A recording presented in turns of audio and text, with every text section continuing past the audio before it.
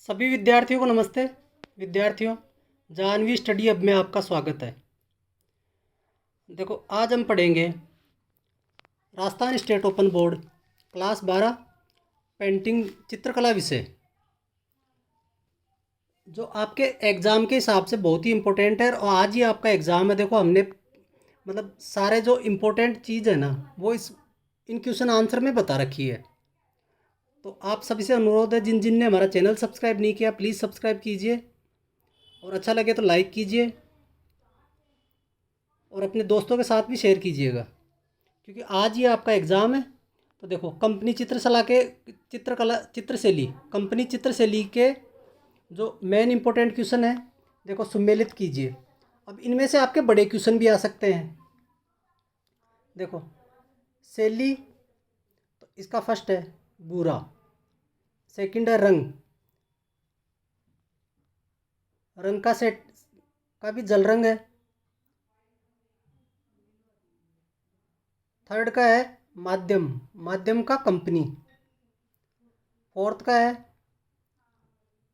विशिष्ट पश्चिमी जल रंग। संग्रह का है मेट्रोपॉलिटन म्यूजियम न्यूयॉर्क।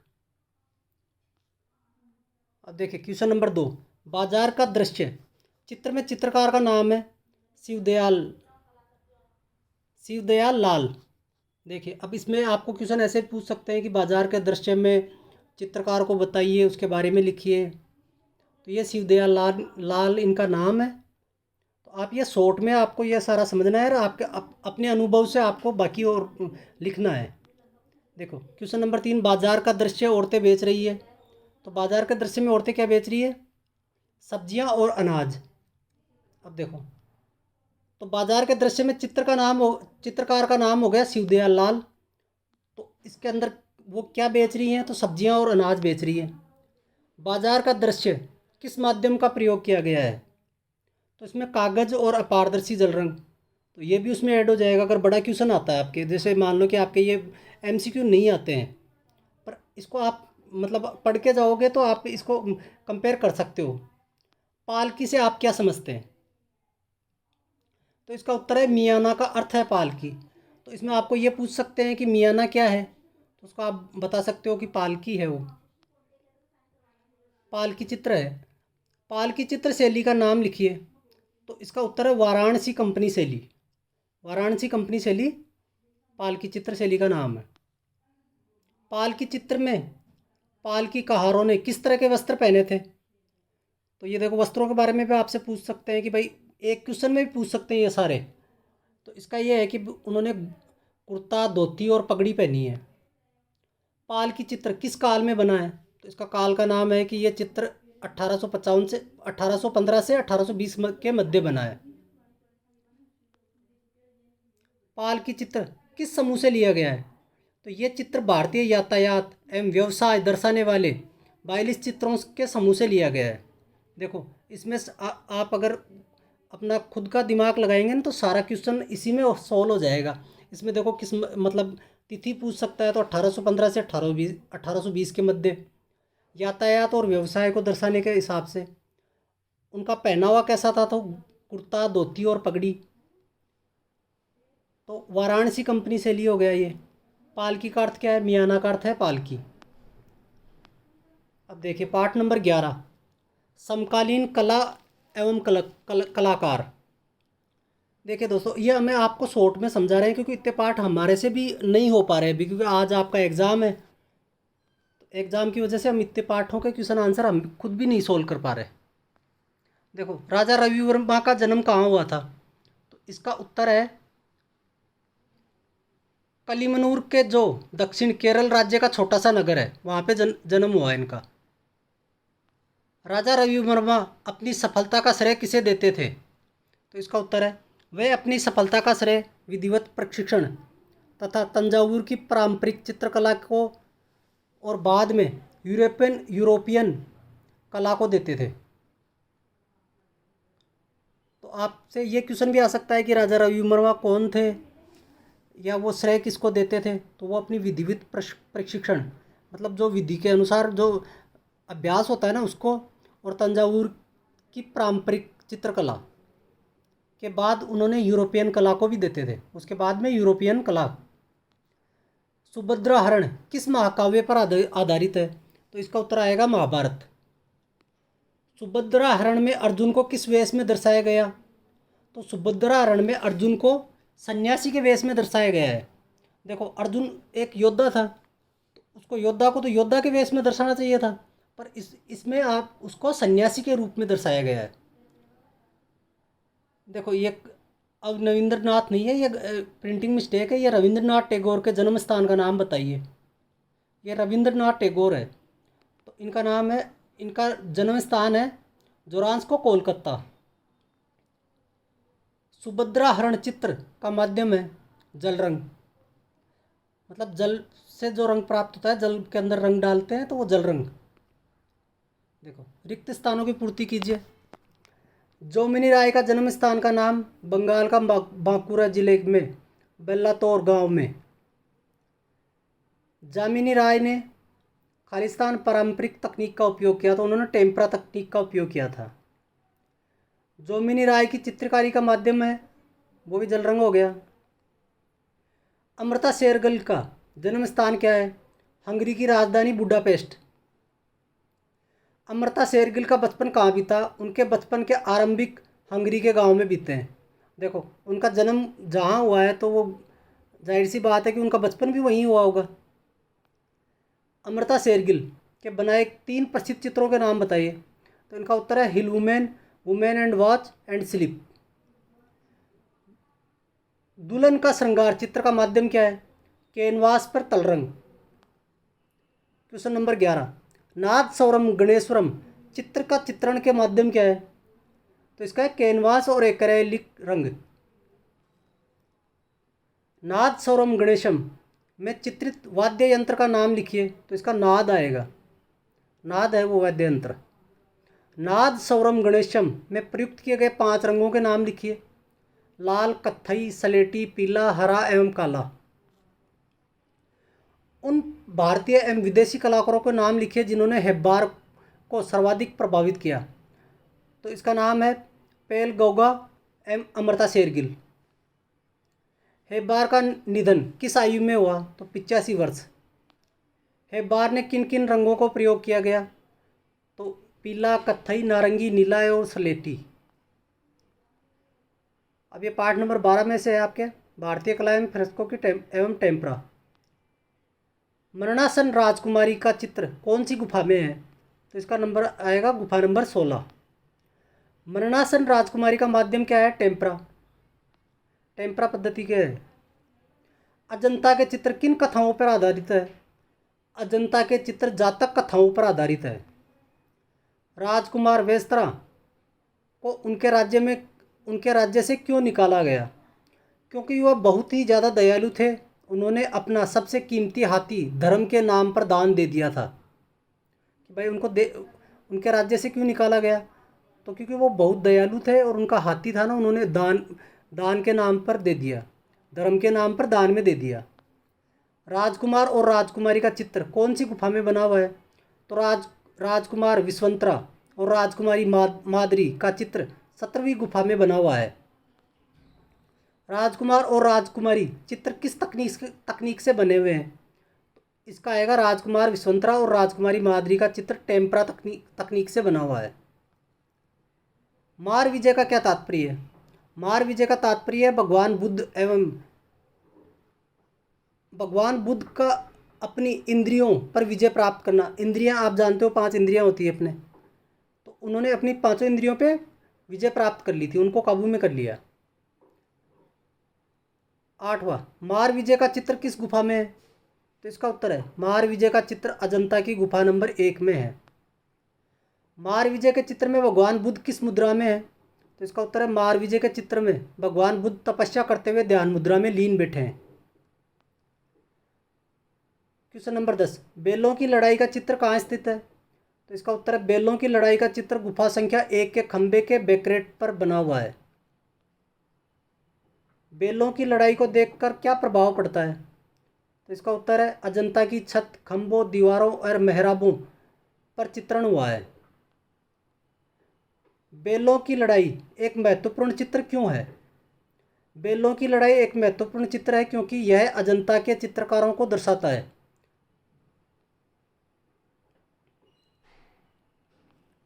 अब देखो, भित्ति चित्र एवं छापा चित्र। अजंता की कुल कितनी गुफाएं हैं? तो इसकी 30 गुफाएं हैं। भित्ति का माध्यम क्या है? टेम्पटा, ये टेम्परा है। छपाई की तकनीक में छापे गए किस सामग्री से बने हुए हैं? छपाई की तकनीक में छापे किस सामग्री से बने हैं? तो देखो, छपाई की तकनीक में छापे विभिन्न सामग्रियों से बने हैं, जैसे रबड़, लकड़ी, मोम एवं साबुन। छपाई के इन साँचों का प्रयोग कितने समय तक किया जा सकता है? तो इसका उत्तर है, छपाई के इन छापों का प्रयोग प्रयुक्त सामग्री के मजबूती के अनुरूप लंबे समय तक किया जा सकता है। देखो, सांचे वो होते हैं कि जिसके अंदर जो लकड़ी के काट के बनाए जाते हैं या लोहे के जो भी होते हैं सांचे, तो उनका प्रयोग तो अपन जो सामग्री होगी उसके अनुसार लंबे समय तक कर सकते हैं। वो तो छापे ही तो बदलेंगे, मतलब भाई जहीं भी छापना है तो अलग अलग जगह अपन लंबे समय तक उसका प्रयोग कर सकते हैं। छपाई की तकनीक में चित्र को कितनी बार अंतिम रूप दिया जाता है? तो इसका उत्तर है, छपाई की मदद से चित्र को एक बार में पूरा किया जा सकता है। छपाई तकनीक में चित्र बनाने का समय कम कैसे लगता है? इस तकनीक से बार बार ठप्पे द्वारा छापकर हजारों संख्या में चित्र बनाए जा सकते हैं। देखो, एक जो जैसे स्टैम्प मान लीजिए, आप स्टैम्प एक बार बना लिया आपने, तो उसको बार बार में कितनी बार आप लगा सकते हो? हर जगह लगा सकते हो ना। तो वही वो स्टैम्प की तरह ही काम करता है। तो उसको आप कितनी बार काम में ले सकते हो? उसमें कलर चेंज करना है तो आपको अपना रंग चेंज करना पड़ेगा, दूसरे रंग में करना पड़ेगा, उसको उस दूसरे रंग में लगा के छाप दिया, ऐसे होता है। बासा छिपी, बासा लिपि छापने के लिए किस सब्जी का प्रयोग किया जाता है? तो बासा लिपि छापने के लिए किस सब्जी का? तो इसमें आलू, जमीकंद और शकरकंदी की मदद से अक्षर और अंक बनाए जाते हैं। छपाई तकनीक में छापे हेतु शरीर के किस अंग का प्रयोग किया जाता है? छपाई तकनीक में छपाई हेतु अंगूठे और अंगुलियों का प्रयोग किया जाता है। छपाई तकनीक में रंग कैसे लगाया जाता है? तो इसका उत्तर है, छपाई तकनीक द्वारा चित्र बनाने के लिए अंगुली की नोक पर रंग लगाकर सतह पर छपा जाता है। छपाई तकनीक में पेन अथवा ब्रश का प्रयोग क्यों करते हैं? तो इसका उत्तर है, छपाई तकनीक में चित्र को पूरा करने के लिए पेन अथवा ब्रश का प्रयोग किया जाता है, क्योंकि वो चित्र पूरा नहीं होगा, पेन को भी लगाना पड़ेगा आपको, क्योंकि एक बार आपने छाप दिया, स्टैम्प लगा दी, तो उसके पास में जो उसका बैकग्राउंड होता है वो बनाने के लिए आपको पेन अथवा ब्रश का प्रयोग करना पड़ता है।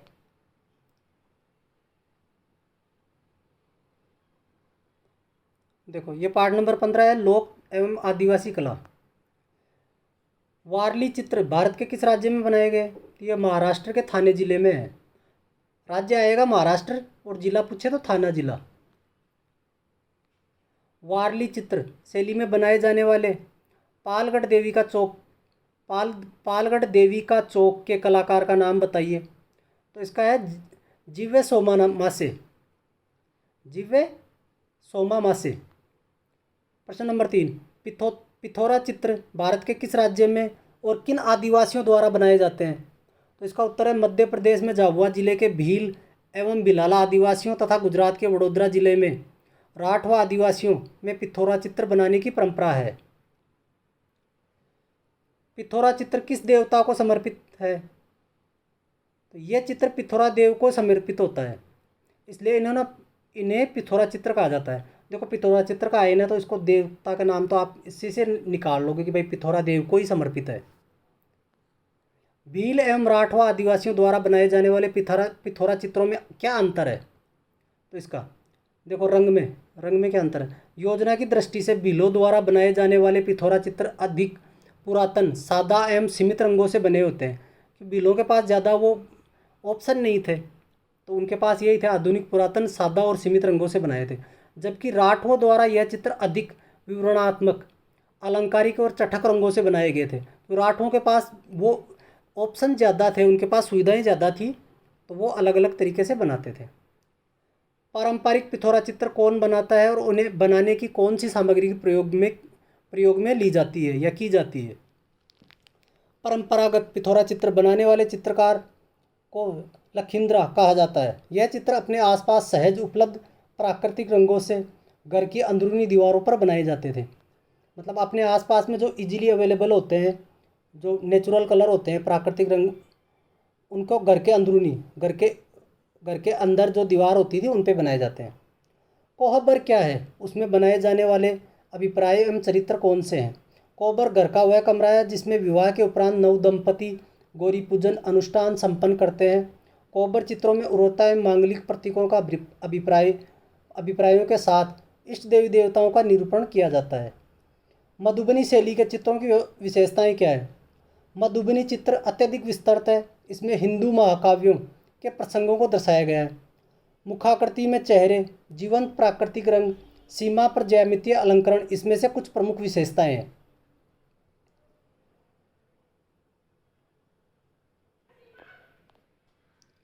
मधुबनी चित्रों की मुख्य विषय क्या है?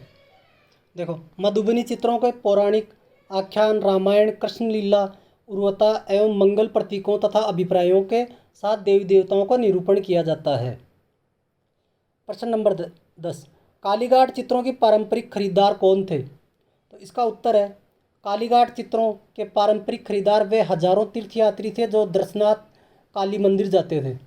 देखो, अब कालीघाट जाएंगे तो वो काली मंदिर ही होगा, तो इसके अंदर वहाँ पे कौन जाएगा? तीर्थयात्री जाएंगे, जो दर्शन करने वाले हैं वो जाएंगे, तो वही खरीदार होंगे। कालीघाट चित्र किस माध्यम और सामग्री से बनाए गए? तो कालीघाट चित्र मील में बने कागजों पर जल रंगों द्वारा बनाए गए हैं। कालीघाट चित्रों का प्रमुख विषय क्या थे? तो उत्तर, आमतौर पर हिंदू देवी देवताओं के चित्र ही सबसे लोकप्रिय थे। कालीघाट चित्रकारों ने दैनिक जीवन की घटनाओं को चित्रण किया। देखो, काली माता हिंदू ही मानते हैं तो वो हिंदुओं के ही चित्र होंगे। अब देखिए, रिक्त स्थानों की पूर्ति कीजिए। कलमकारी में प्राकृतिक एवं सब्जियों के रंग प्रयुक्त किए गए हैं। तो कलमकारी, जो पहले के टाइम में जो कलम होती थी वो उसमें रंग लगाना पड़ता था आगे, निब जो होती है पेन की, जो उसके आगे, तो वो प्राकृतिक रंग ही होते थे। जैसे किसी फल का ले लिया, सब्जियों के ले लिए, रंग बना लिए आदि। काले रंग का रेखांकन करने से पहले कपड़े को हरड़ घोल में डालना आवश्यक है। देखो, ये घोल मतलब हरड़ बोलते हैं ना जिसको, उसके अंदर डालना आवश्यक है। कलमकारी कपड़ों का निर्यात भारत से ईरान, इंडोनेशिया देशों में किया जाता था। ईरान तथा इंडोनेशिया देशों में इसका एक्सपोर्ट होता था। तो दोस्तों, इस प्रकार आपके क्वेश्चन आंसर पूरे हुए। देखो, ये इम्पोर्टेंट क्वेश्चन है, अब ये आपको अपनी समझदारी के अनुसार देने हैं। तो आप सबसे फिर एक बार अनुरोध है कि जिन जिन ने हमारा चैनल सब्सक्राइब नहीं किया, प्लीज़ सब्सक्राइब कीजिए। मिलते हैं अगले वीडियो में। जय हिंद, जय भारत।